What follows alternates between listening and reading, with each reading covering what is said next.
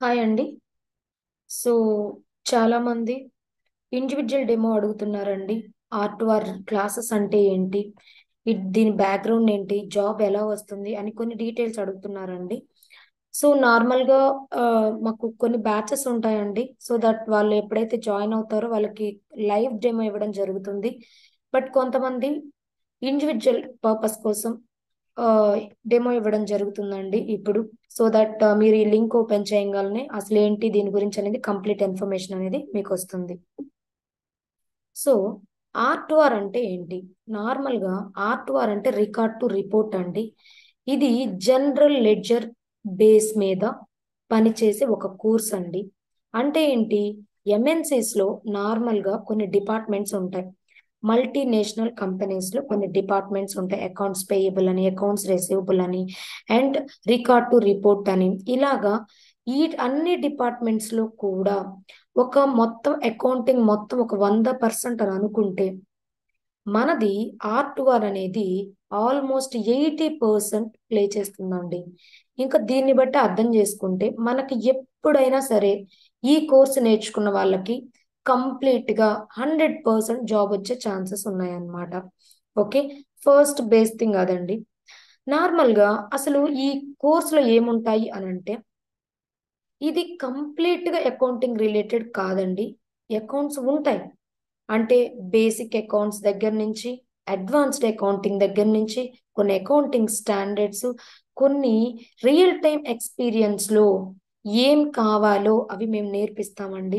కొంతమంది ఏంటి అనంటే వేరే వేరే చోట మనీ పే చేస్తా ఉంటారు. లైక్ ఎస్ఏపికని ఒక చోట, కమ్యూనికేషన్ స్కిల్స్‌కి ఒక చోట, అండ్ ఇంటర్వ్యూ స్కిల్స్‌ని డెవలప్ చేసుకోవడానికి ఒక చోట. ఇలా డిఫరెంట్ డిఫరెంట్ వేలో మనీ పే చేసి వేస్ట్ చేసుకుంటూ ఉంటారు. ఈ కోర్స్ ఏంటి అనంటే కంప్లీట్‌గా ఓకే. అసలు అకౌంటింగ్ అంటే ఏంటి అన్న దగ్గర నుంచి కంప్లీట్‌గా ఇంటర్వ్యూకి కావాల్సిన స్కిల్స్ మొత్తం మేము నేర్పించి, తర్వాత సోర్సెస్ ఎక్కడైతే ఉన్నాయో ఎంఎన్‌సీస్‌లో కానీ, మిగతా ప్రైవేట్ లిమిటెడ్ కంపెనీస్‌లో కానీ అవన్నీ మీకు అందజేయడం జరుగుతుంది. సో, నార్మల్‌గా ఈ కోర్సెస్ ఏంటి అనంటే బీకామ్ వాళ్ళకి ఓకే. ఎంబీఏ వాళ్ళకి సీఏ ఇంటర్ గాని, సీఎంఏ ఇంటర్ గాని ఎనీ అకౌంటింగ్ బ్యాక్‌గ్రౌండ్ పీపుల్‌కి అప్లికబుల్ అవ్వడం జరుగుతుంది. సో, నార్మల్‌గా చెప్పాలంటే ఈ క్లాసెస్ అయిపోయిన తర్వాత ఓకే.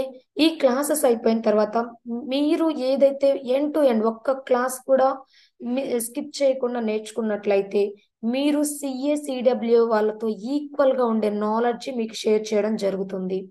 ఇంకా అర్థం చేసుకోండి మీకు ఈ మార్కెట్‌లోకెళ్ళిన తర్వాత ఖచ్చితంగా you will be the competitor to that guys. Okay. CA, CW వాళ్ళతో ఈక్వల్‌గా మీరు పోటీ పడి మీరు జాబ్ తెచ్చుకునే అవకాశం 100% ఉందండి.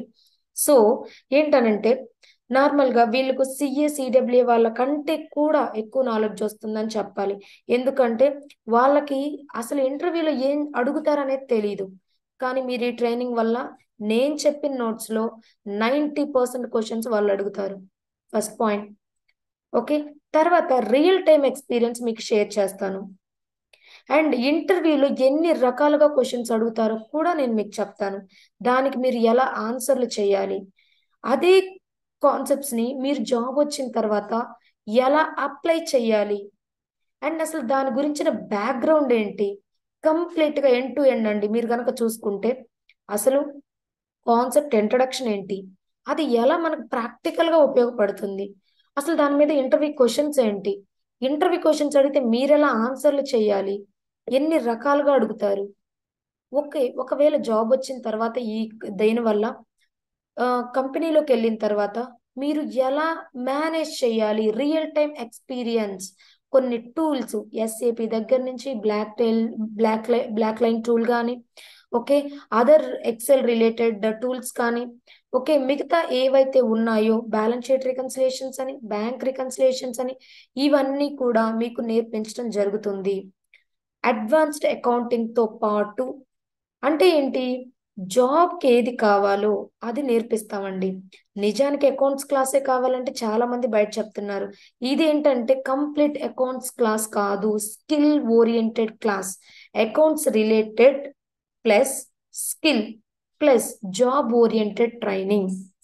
సో, ఏంటనంటే నార్మల్‌గా ఎంఎన్‌సీస్ మీరు తీసుకున్నట్లయితే యాక్సెంచర్‌లు అని, క్యాప్‌జెమిని, కాగ్నిజెంట్, డ్యూపాంట్ అని, ఓకే కార్గిల్ అని ఇలాంటి పెద్ద పెద్ద జెన్‌పాక్ట్ ఇది చాలా బిగ్ కంపెనీ. ఎందుకంటే R2R చాలా మందిని తీసుకుంటున్నారు. ఇలాంటి కంపెనీల్లో ఆపర్చునిటీస్ అనేవి చాలా ఉన్నాయండి. ఇవి జస్ట్ మనకు తెలిసిన కంపెనీస్ మాత్రమే. ఇలాంటివి చాలా చాలా ఆల్‌మోస్ట్ మోర్ థాన్ 200 కంపెనీస్ ఉన్నాయండి. మనకు తెలియని బ్రాండ్స్ తోటి. సో, వీటందరికీ కూడా అకౌంటెంట్ అనేది చాలా ఇంపార్టెంట్. Accountant employee important. అందులో చాలా ఆపర్చునిటీస్ వస్తున్నాయి. ఆపర్చునిటీస్ ఎలా అంటే ఒక కంపెనీస్‌కి వేరే వేరే కంట్రీస్ సపోజ్ ఇది మన ఇండియా అండి. మిగతా కంట్రీస్ అన్నీ కూడా ఇండియాలో ఉన్న కంపెనీస్‌కి ఔట్‌సోర్సింగ్ ప్రొవైడ్ చేయడం జరుగుతుంది.